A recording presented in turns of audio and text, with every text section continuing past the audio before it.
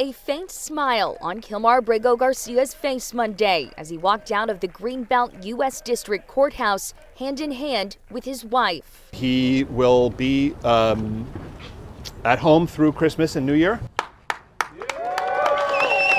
A federal judge heard arguments about whether Abrego Garcia should be returned to immigration custody while the government decides whether he can remain in the country after being free for just over a week. The court previously ruled his detention was unlawful.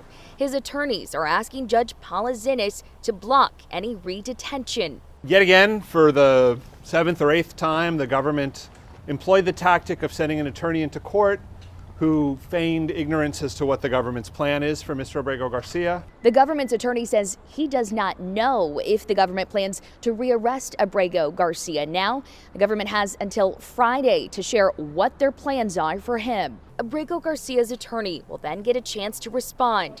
Based on what comes of that, the judge will decide whether to convert the temporary order prohibiting his rearrest into a permanent order or whether to dissolve it. It just seems like pure spite and hatred that's motivating the government, and I feel like that's not who I am as an American. Judge Zinnes says she is growing beyond impatient as there were multiple mistakes admitted by the government's attorney, one on the release paperwork, the other on a legal brief, both adding to the confusion of what Zinnes calls an extremely irregular situation.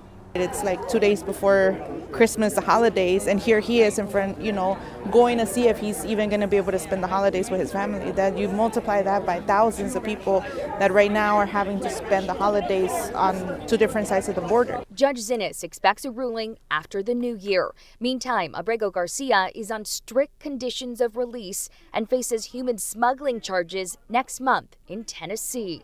In Greenbelt, I'm Tommy Clark, WBAL TV 11 News.